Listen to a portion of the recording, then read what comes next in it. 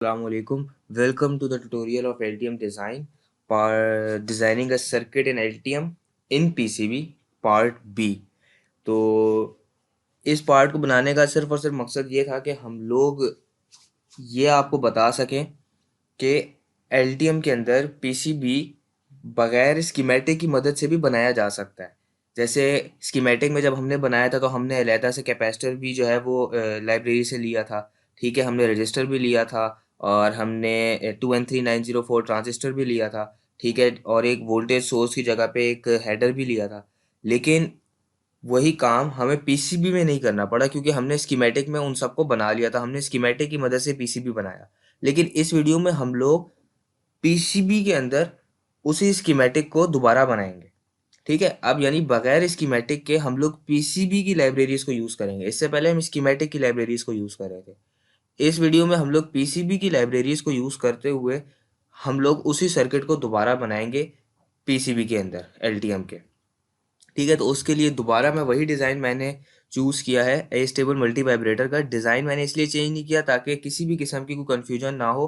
Purpose सिर्फ और सिर्फ ये है कि आप लोगों की एलटीएम के साथ फेमिलियरिटी ज़्यादा बढ़ जाए, आप लोग घबराएं ना उससे। ठीक है, एलटीएम के साथ जितनी ज़्यादा आपकी फेमिलियरिटी बढ़ेगी उतना ज़्यादा आप लोगों का काम एलटीएम के ऊपर अच्छा होगा। ठीक है, तो ये सिंपल वही सर्किट है। ठीक है, दो चार रजिस्टर्स हैं, दो कैपेसिटर हैं, दो ट्रांजिस्टर है, 2N3904 एक कनेक्टर है। ठीक है, तो अब एलटीएम के पीसीबी डिज़ाइनिंग की तरफ जाने से पहले जो कुछ पॉइंट्स हैं वो हम ज़रूर जो है वो डिस्कस कर लेते हैं। जैसे आप ये देखें कि जो पॉइंट वन से कनेक्टर के पॉइंट वन से जो तार जा रहा है वो आर वन को भी कनेक्ट कर रहा है, आर थ्री को भी कनेक्ट कर रहा है, आर फोर को भी कनेक्ट कर रहा है और आर टू को भी कनेक्ट कर रहा है। ठीक है, ये बेसिकली एक ही तार है, तो मैं इसको कहूँगा कि ये टोटल सिंगल नेट है। ठीक है, जिस तरह मैंने नेट लेवल्स आप लोगों को डिफाइन करके बताए थे स्कीमेटिक के अंदर। ठीक है, देखिए इस पॉइंट का नाम मैंने 12 वोल्ट रखा तो इससे पता चल गया, और इसका भी 12 वोल्ट रखा तो इससे एलडीएम को पता चल गया कि ये 12 वोल्ट का पॉइंट ये इस पॉइंट से कनेक्टेड है, और यही 12 वोल्ट का पॉइंट R1 से भी कनेक्टेड है, R2 से भी कनेक्टेड है, R3 से भी कनेक्टेड है और R4 से भी कनेक्टेड है। सही है। इसी तरह जो R1 का दूसरा पॉइंट है वो देखें कि वो जा रहा है 2N3904 की बेस में।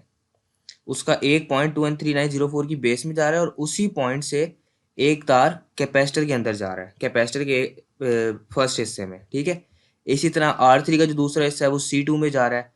R4 का दूसरा हिस्सा जो है वो 2N3904 दूसरे हमारे उसके कैपेसिटर वन के सेकंड पॉइंट पे जा रहा है, और R4 का दूसरा हिस्सा 2N3904 के कलेक्टर में भी जा रहा है। इसी तरह हम ये देखें कि R1 का दूसरा हिस्सा जो है वो इसकी बेस में भी जा रहा है, तो ये सारे पॉइंट्स आपस में इंटरकनेक्टेड हैं। ठीक है, R1 का दूसरा पॉइंट सही है जो Q1 के अंदर जा रहा है, Q1 की बेस में और कैपेसिटर में, ये बेसिकली एक ही पॉइंट है। इसी तरह R3 का जो दूसरा पॉइंट है वो भी एक ही पॉइंट है जो कि कैपेसिटर 2 में भी जा रहा है और Q1 के कलेक्टर में भी जा रहा है। तो इन पॉइंट्स को हम लोग नाम दे देते हैं ऑलरेडी। ठीक है, ये वाला जो पॉइंट है मेरा जो कि चारों रजिस्टर्स को टॉप से कनेक्ट कर रहा है वो 12 वोल्ट का पॉइंट है। ठीक है, 12 वोल्ट का नेट कहते हैं उसको। ठीक है, ये 12 वोल्ट का नेट है जिसने चारों को आपस में कनेक्ट किया हुआ है। इसी तरह आर वन का जो दूसरा एंड है जिसको मैंने स्मॉल R1 से रिप्रेजेंट किया है यहाँ पर, तो वो जो है उसने कैपेसिटर वन को भी कनेक्ट किया हुआ है और Q1 की बेस को भी कनेक्ट किया हुआ है। इसी तरह R3 पॉइंट है जिसने कैपेसिटर टू के फर्स्ट पॉइंट को भी कनेक्ट किया हुआ है और 2N3904 के कलेक्टर को भी कनेक्ट किया हुआ है। इसी तरह मैंने इनको मुख्तलिफ नाम दे दिए। R4 के दूसरे एंड को स्मॉल R4 दे दिया, R2 के दूसरे एंड को स्मॉल R2 दे दिया। और जो सबसे नीचे वाला पॉइंट है जो कि ग्राउंड में जा रहा है, पॉइंट नंबर 2 कनेक्टर का 2N3904 के दोनों के एमिटर्स ये एक ही पॉइंट से कनेक्टेड है, इनको मैंने ग्राउंड का नाम दे दिया। ठीक है, बस इस चीज़ को भी हमने जहन में रखना है और इसी को हम लोगों ने आगे यूज़ करना है। अच्छा, अब हम लोग अपने मेन पीसीबी की तरफ आते हैं। अभी देखिए यहाँ पर कोई कंपोनेंट वगैरह कहीं पर कुछ भी नहीं पड़ा हुआ, हमने इसमें ऐड करना है। तो मैं यहाँ से इस सिंबल पे जाऊँगा, जैसे मैंने फर्स्ट वीडियो में भी एक्सप्लेन किया था। ये प्लेस कंपोनेंट का सिंबल है। ठीक है, ये यहाँ पर आ गया। यहाँ से मैं जाऊँगा इस ऑप्शन में और यहाँ पे मैं देखूँगा मुझे सबसे पहले क्या चाहिए, मुझे वो हेडर्स कनेक्ट चाहिए या वो कनेक्टर चाहिए। तो मैं यहाँ पे HDR लिखूँगा। अब HDR1/2 का मतलब क्या होगा? HDR1/2 का मतलब है कि ये एक ब्लॉक कनेक्टर है जिसमें दो पॉइंट्स होंगे और मुझे इसी तरह की शेप बेसिकली चाहिए। ठीक है, तो मैं इसको सेलेक्ट कर लूँगा अपने पास और इधर से ओके करूँगा तो देखें ये एक डेजिग्नेटर आ गया। मैं इसको अपने उसमें ऐड कर दूंगा। ठीक है। अच्छा, अब मुझे क्या चाहिए, मैं स्केप दबाऊंगा दोबारा और अब मुझे चाहिए रजिस्टर्स 4। तो रजिस्टर्स जो हैं वो एक्सेल, क्योंकि जो एलटीएम की लाइब्रेरीज हैं ये थोड़ी सी ना डिफरेंट होती हैं हमारे, तो इसलिए अब देखें जो रजिस्टर है वो बेसिकली मिसलेनियस डिवाइस है, एक मिसलेनियस कनेक्टर नहीं है। तो मैं इसलिए मिसलेनियस डिवाइस में जाऊंगा और यहाँ पे मैं लिखूंगा एक्सेल। तो ये देखें एक्सेल 0.3 0.4 0.5 ये क्या है, ये बेसिकली इनके दरमियान ये जो दो होल्स हैं इनके दरमियान डिस्टेंस का नाम है। ये होल और ये होल, इनके दरमियान जो डिस्टेंस है उसका इसने नाम रखा हुआ है एमएम में। 0.3 एमएम का डिस्टेंस, 0.4 एमएम का या 0.6 का, इस तरीके से। ठीक है। तो अब मुझे एक्सेल 3 की ज़रूरत है क्योंकि रजिस्टर हमने देखा है छोटा सा होता है, उसके तार काफ़ी ज़्यादा फ्लेक्सिबल होते हैं। तो अगर पीसीबी में कहीं भी दो होल्स होंगे तो वो उनमें मुनासिब फासले पर होंगे तो वो उनमें आराम से एडजस्ट हो जाएगा। एक्सेल 0.3 सूटेबल रहेगा तो मैं इसको सेलेक्ट करूंगा और यहाँ से ओके कर दूंगा और इधर से भी ओके। तो ये डेजिग्नेटर 3 आ गया और मुझे ऐसे 4 चाहिए तो मैं इन चारों को प्लेस कर दूंगा।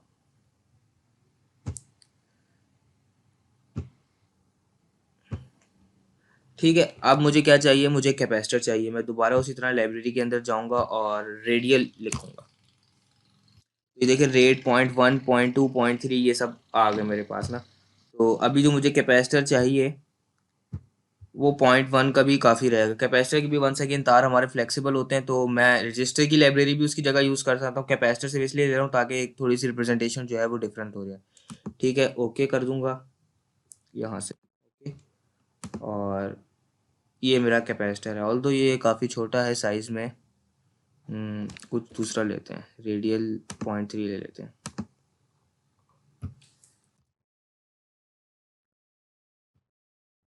ये सही रहेगा। ठीक है, ये दो कैपेसिटर्स मेरे पास आ गए। अब रह गया मेरा 2N3904। दोबारा एस्केप दबाऊंगा और ये याद रखें कि जो एलटीएम की जितनी भी डिवाइसेस में की लाइब्रेरी में जितने भी ट्रांजिस्टर्स हैं वो टीओ लाइब्रेरी में। ठीक है, जो इसकी बिल्ट इन लाइब्रेरी है। तो TO92 मुझे चाहिए, TO92। ठीक है, ये ट्रांजिस्टर और ये मैं ओके कर दूंगा तो ये भी आ गया मेरे पास। और ये ठीक है। अब सर्किट मेरा ऑलमोस्ट कंप्लीट है और मुझे किसी भी चीज़ की ज़रूरत नहीं है। ठीक है, तो अब इसको मैं लाइब्रेरी के सिलेक्शन को कैंसिल कर दूंगा और अब मैंने सिर्फ और सिर्फ सर्किट को प्रॉपर्ली अरेंज करना है। ठीक है, इसमें यह है कि हम इसको सेलेक्ट करके और एम दबाएंगे। वैसे मैंने आपको बताया था तो ये सिलेक्शन मेरी रोटेट हो जाएगी, तो मुझे सिर्फ 90 डिग्री पे ही रोटेट करना है।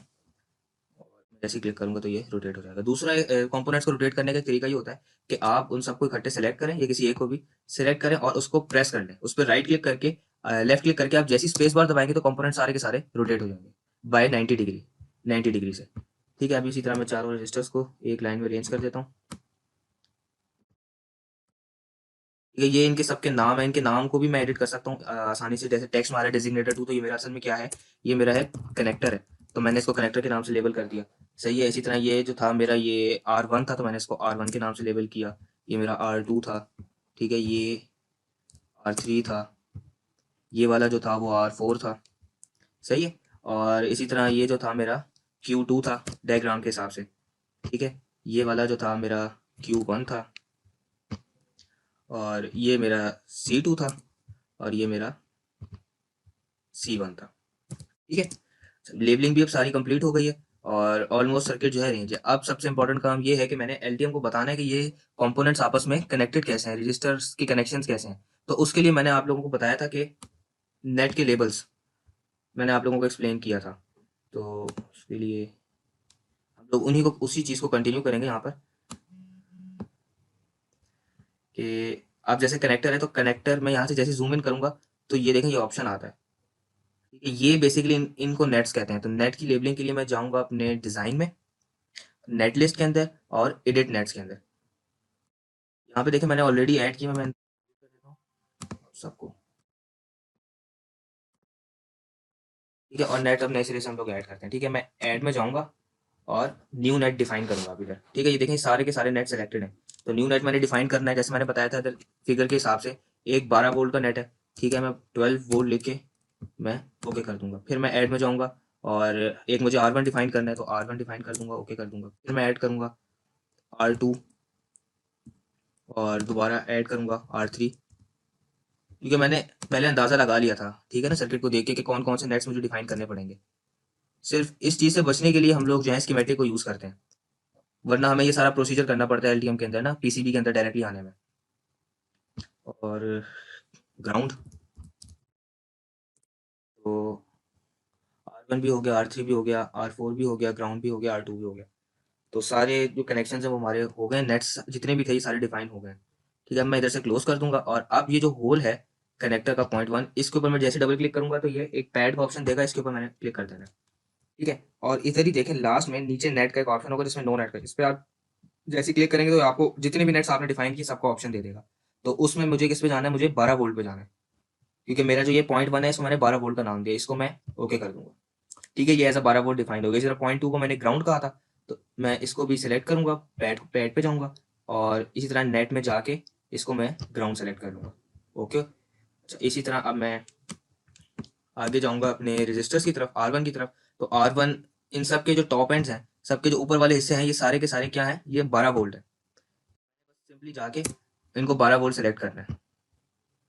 इसको फुल स्क्रीन कर लेते हैं ताकि इजी रहे। इसको डबल क्लिक किया और पैड में गए और 12 वोल्ट सेलेक्ट कर लिया, ओके कर दिया। इसके बाद इसी तरह R3 में गए, पैड में इसको भी 12 वोल्ट। अभी अभी देखें कि ये एक बारीक बारीक लाइनों से ये कनेक्ट होते जा रहे हैं। इसका मतलब ये है कि एलटीएम को पता चलता जा रहा है कि ये कंपोनेंट्स जो थे ये सारे इनके टॉप एंड्स आपस में इस वाली लाइन से कनेक्ट होंगे। ठीक है, तो जब मैं सर्किट को ऑटो रूट पे डालूंगा तो सर्किट को पता होगा कि किन किन पॉइंट्स को आपस में जोड़ना है। सही, ये वाले सारे हमारे पॉइंट्स कनेक्ट हो गए। अब इसी तरह जो नीचे वाला पॉइंट है .3 इमीटर, इसको भी मैंने ग्राउंड देना है।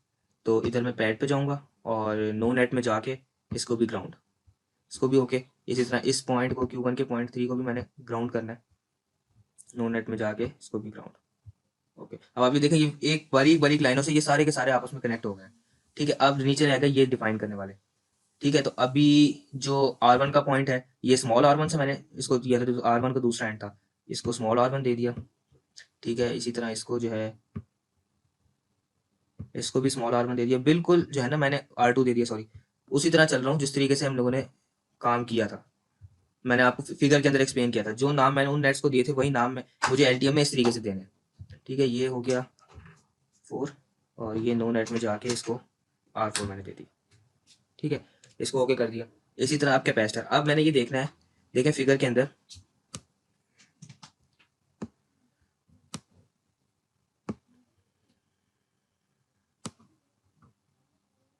ये देखें कि जो R1 का एंड है ये C1 को कनेक्ट कर रहा है आपस में और 2N3904 की बेस को कनेक्ट कर रहा है, यानी कि सेकंड को, सेकंड वाले टर्मिनल को। तो इसी तरह मैंने क्या करना है, मैंने भी C1 में जाना है और इसको मैंने R1 दे देना है। जैसे ही मैं R1 दूंगा ये देखिएगा ये लाइन से कनेक्ट हो गया। इसी तरह मैं इसकी बेस में सेकंड पे जाऊंगा और 2 में जाके इसको मैं R1 दे दूंगा। और ये देखिए ये मेरा R1 के जितने भी कनेक्शंस थे ये सारे कंप्लीट हो गए। ठीक है, इसी तरह मैंने अब देखना है R2 के कनेक्शंस कौन से थे। ये से R3 था, R2 एक ही है। तो ये वाला जो रजिस्टर है ये मैंने इधर R2 लिखा हुआ है, इसने R3 दिया हुआ है इसको ना। तो ये कैपेसिटर 2 के एक टर्मिनल में जा रहा है और इसके फर्स्ट टर्मिनल में जा रहा है Q1 के या Q2 से, क्योंकि मैंने अरेंजमेंट थोड़ी सी डिफरेंट की है। ठीक है, ये मैंने इसको सिलेक्ट कर लिया। C2 में जाना है मैंने, C2 में गया, इसके पैड पर गया और इसको मैंने बता दिया R2। ठीक है, और इसी तरह जो है वो इसका जो फर्स्ट एंड रह गया था इसको मैंने R2 देना है, इसको भी मैंने R2 दे दिया। ठीक है, ये भी अब आपस में कनेक्ट हो गए। इसी तरह आप देखें कि जो R4 का एंड है वो C1 के सेकंड एंड से मिल रहा है और Q2 के, यानी मेरे सर्किट में Q1 के, ठीक है, ये मिल रहा है कलेक्टर से। तो बिल्कुल सेम प्रोसीजर में चलाऊंगा, इधर R4 है इधर R3 है। तो जो मेरा कैपेसिटर का जो सेकंड एंड है वो ये रहा, C1 का दूसरा एंड। ठीक है, और इसको मैंने दोबारा पैड में किया, इस पर कोई नेट डिफाइन नहीं होगा, इसको मैंने R3 देना है। ओके, और इसी तरह ये देख लें यहाँ जो R4 है ये मेरा इस सर्किट के अंदर R3 है, जो जिसको इसने R4 कहा वो मेरा R3 है। और जिसको इसने R2 कहा हुआ है वो मेरा R4 है। ठीक है। अच्छा, अब जो कैपेसिटर का दूसरा एंड है वो R3 यानी मेरे सर्किट के R4 से मिला हुआ है। मैं दोबारा पैड में जाऊंगा और पैड में चला गया, इस पैड में जाना। ठीक है, कैपेसिटर 2 के दूसरे एंड पे मैंने जाना है, तो ये नो नेट पे है, इसको मैंने R4 कह दिया। ये देखें, ये भी कनेक्ट हो गया। अब जो R4 का दूसरा एंड है वो जा रहा है इसकी बेस में यानी मिड वाले पॉइंट पे, Q1 के।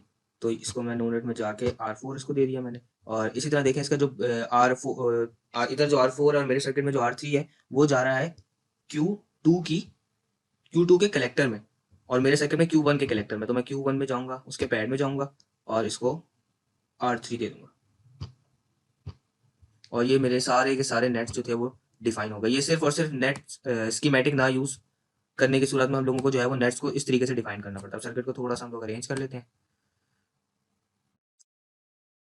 और ये सर्किट ऑलमोस्ट हो गया अरेंज। और अब मैंने क्या करना है, उसी तरह मैं जाऊंगा और इस सर्किट को रूट कर दूंगा, ऑटो रूट।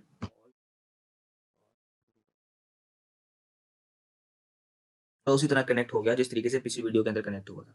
ठीक है जी। अरेंजमेंट डिफरेंट हो सकती है क्योंकि मैंने कंपोनेंट डिफरेंट डिफरेंट जगहों पे प्लेस किए हैं, लेकिन ये रूटिंग का सारा कनेक्शन बिल्कुल सारी चीज़ें उसी तरीके से हुई हैं। तो यही बस इस वीडियो में मैं डिस्कस करना चाह रहा था। ये है कि हम लोगों ने बगैर स्कीमेटिक के एलटीएम के पीसीबी की लाइब्रेरीज को यूज करते हुए कंपोनेंट्स को बनाया, और उनको उनके नेट्स को डिफाइन करते हुए, उनके कनेक्शंस को डिफाइन करते हुए हमने रूटिंग राउटिंग की। ठीक है।